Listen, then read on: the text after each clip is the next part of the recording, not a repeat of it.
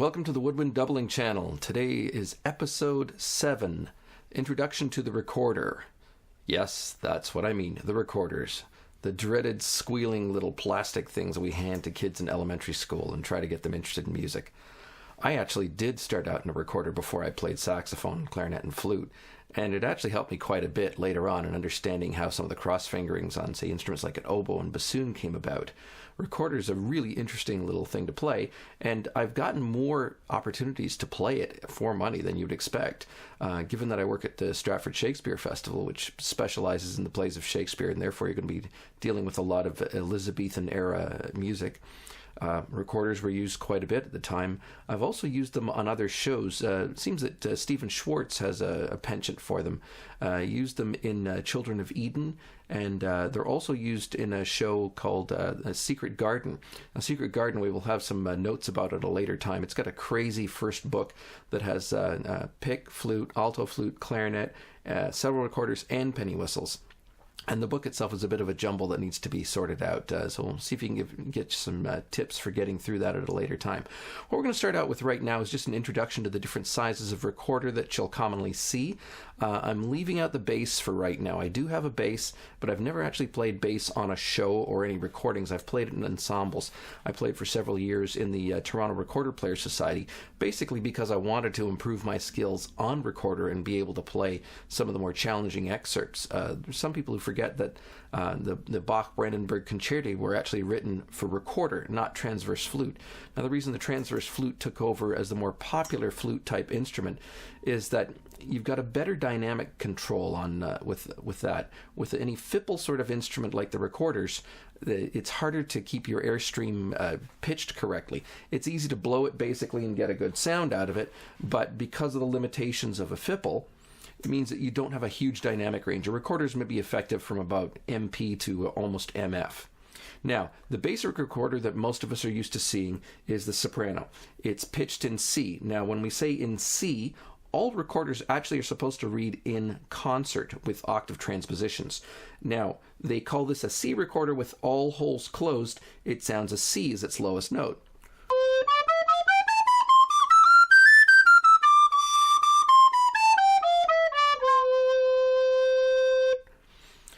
So the other recorders that are pitched in C are the tenor, and also if you ever get to see one, a sub-bass or great bass recorder. Now the tenor, since the soprano actually sounds an octave higher than written, so you'll see it written as a middle C, like a piano middle C as its lowest pitch. It actually sounds an octave higher than that, so effectively this is into the piccolo range. Now tenor recorder, larger instrument. It's actually got a little finger key, and this one's a split little finger key, which is great because you can play the low C and C sharp.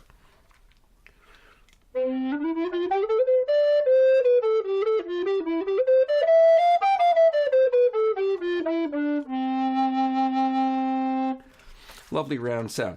Again, it's a C recorder because it has low C speaking when you have all fingers down.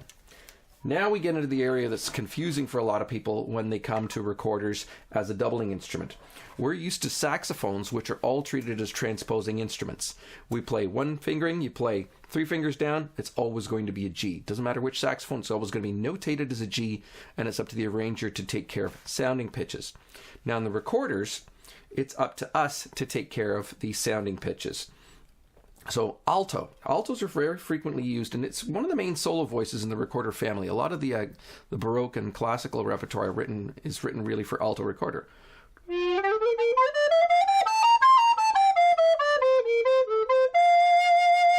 It's a really nice pitch range. It's also notated at pitch. Now, when you have all fingers down on an alto recorder, it's actually sounding F in the first space of the treble clef, and that's where it's notated.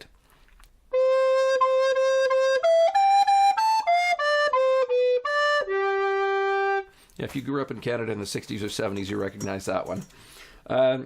So alto recorder is one of the primary solo voices, and a lot of the stuff in the Brandenburg Concerto actually works best on alto recorder. There are some challenges to it, of course, if you get into playing in different keys. Again, cross fingerings on all of these things could be a little bit beastly, but they are capable of playing fully chromatic music. Just when you get into D flat, sometimes it gets a little awkward, and I have seen show cues in that. Now, Related to the alto recorder, also in the family of the F instruments, is the sopranino recorder. This one, written the same way as an alto recorder. Your lowest note, all fingers down, is F. It's written as F in the first space of the treble clef, but it sounds an octave higher, and it's a bit of a beast.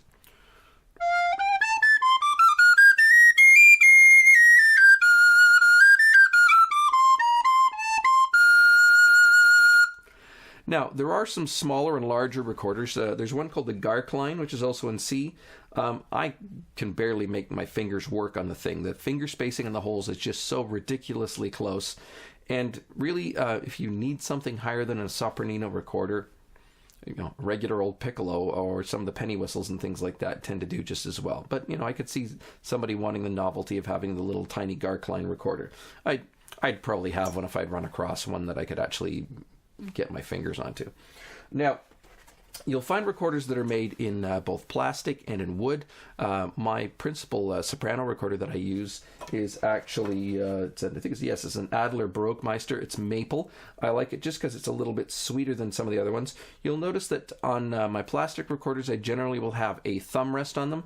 Wood recorders seem to have enough of a grip. They don't slip around in your hands a lot. But a plastic recorder can quite easily get a little bit squirrely and feel like it's getting away from you. So it's much more comfortable for most doublers to put something like a little thumb rest on it. It's lovely, classy painter's tape that's holding that one on. But you can actually get these things from Altos. They make a standard clip-on thumb rest that goes on soprano, alto, and tenor recorders. And they're inexpensive and really handy to have. You might have to look around a bit to find them. If you are looking at instruments to get started on, my best suggestion to you is to look for the Yamaha 30 series. I think they still make those. This is one of the Yamaha 30 series. Plastic recorder, usually sort of a brown-colored body and ivory-colored joint connections. It is a true three-piece, so you can take it apart and clean it properly. You're also going to be wanting to look for Baroque fingering system, not German system. German system might seem the more sensible choice at first, but ultimately it's more limiting. Now, just speaking on the C instruments, just to keep things a little concise, the difference is that on a Baroque instrument, you finger F in the low register like this. So it's first finger and third and fourth finger to bring that note into tune. On a German system recorder, you'd use an F fingering the same way you would on a saxophone or on upper register of a clarinet. It'd be first finger. And it seems easier at first, but then your chromatic fingerings get increasingly weird. It's just not as good a choice. So always go for Baroque if you're getting started on recorder. Now, in terms of methods, I always recommend Mario Duchesne's recorder method books. You'll see them with a few different covers. They've been handed around to a few different publishers over the years. I think Hal Leonard has them now. The books are excellent. There's two streams of them. There's one that's for C recorders, like for soprano and tenor, and another one for F recorders for sopranino and alto and bass. They're laid out with traditional folk tunes as a starting point, and they take you through all of the keys and scales. And in the back of the advanced edition books, like the second edition book, they have actual excerpts from Brandenburg Concerti, and it's excellent practice material. Some of it's fiercely difficult, but really it shows you what a recorder can do in the right hands. It's also worth looking for some recordings of, say, Mikayla Petry. She's a fantastic recorder virtuoso and plays a lot of the music that was originally written for recorder that's now played either on transverse flute or on piccolo on recorders. And it's something else. There's also some recorder ensembles that are fascinating to listen to. It just sounds very Baroque all the time. Sounds like little flute-like organ stops. So, recorders, definitely worth doing, but don't cheap out on it. Get something decent to start on. Get a good book.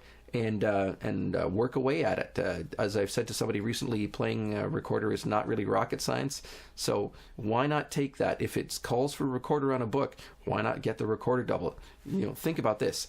For the price of a recorder, you could be making an extra 10% on what you're making on a show, depending on how they negotiate that. More than pays for the recorder. In fact, you can actually buy yourself some quite nice recorders for that.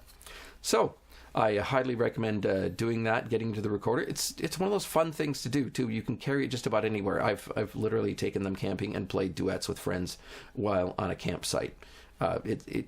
Even if it's just for the fun of playing the instrument, I highly recommend it. It'll also give you a bit of insight into cross fingerings and basic instrument acoustics.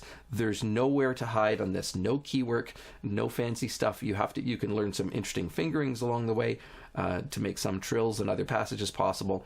But really, it's a fairly honest instrument where you can't really hide behind the lack of dexterity there. Very good for your playing around all around, and definitely you should go for that. Anyways, that's episode 7 of the Woodwind Doubling channel, and I hope to hear that you've been playing away on recorders in the future. Thanks very much for watching. Please subscribe, and I'll see you next time.